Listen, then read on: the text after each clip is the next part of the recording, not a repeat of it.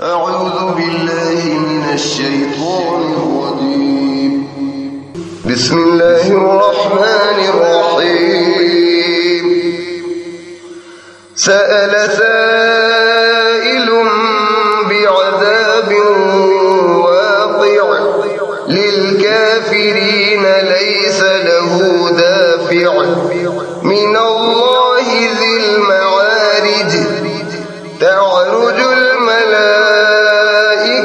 والروح إليه في يوم كان مقداره 50,000 سنة فاصبر صبرا جميلا إنهم يرونه بعيدا ونراه قريبا يوم تكون السماء كالمهل وتكون الجبال كالعهن ولا يسأل حميم حميما يبصرونهم يود المجرم لو يفتدي من عذاب يومئذ ببنيه وصاحبته وأخيه وفصيلته التي تؤويه ومن في الأرض جميعا ثم ينجيه كلا إنها لظى نزاعة للشوى تدعو من أدبر وتولى وجمع فأوعى إن الإنسان خلق هلوعا إذا مسه الشر جزوعا وإذا مسه الخير منوعا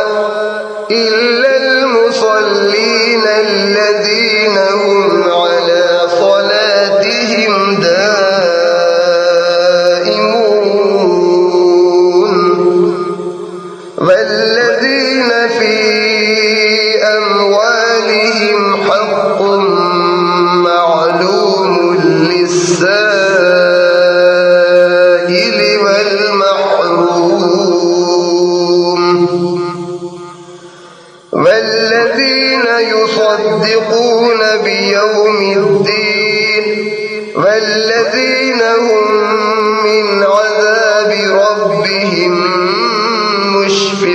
مشفقون إن عذاب ربهم غير مأمون والذين هم لفروجهم حافظون إلا على أزواجهم أو ما ملكت أيمانهم فإنهم غير ملومين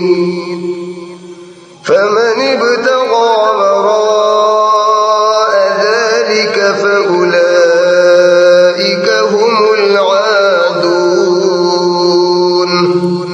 والذين هم لأماناتهم وعهدهم راعون والذين هم بشهاداتهم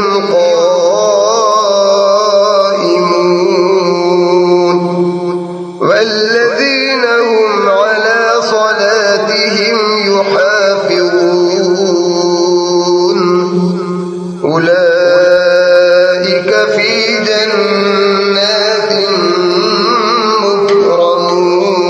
مكرمون فما للذين كفروا قبلك مهطعين عن اليمين وعن الشمال عزين أيطمع كل امرئ منهم أن يدخل جنة نعيم كلا إنا خلقناهم مما يعلمون فلا برب المشارق والمغارب إنا لقادرون على أن نبدل خيرا منهم وما نحن بمسبوقين فذرهم يخوضوا ويلعبوا حتى يلاقوا يومهم الذي يوعدون يوم يخرجون من الأجداث سراعا كأنهم إلى نصب يوفضون خاشعة أبصارهم ترهقهم ذلة ذلك اليوم الذي كانوا يوعدون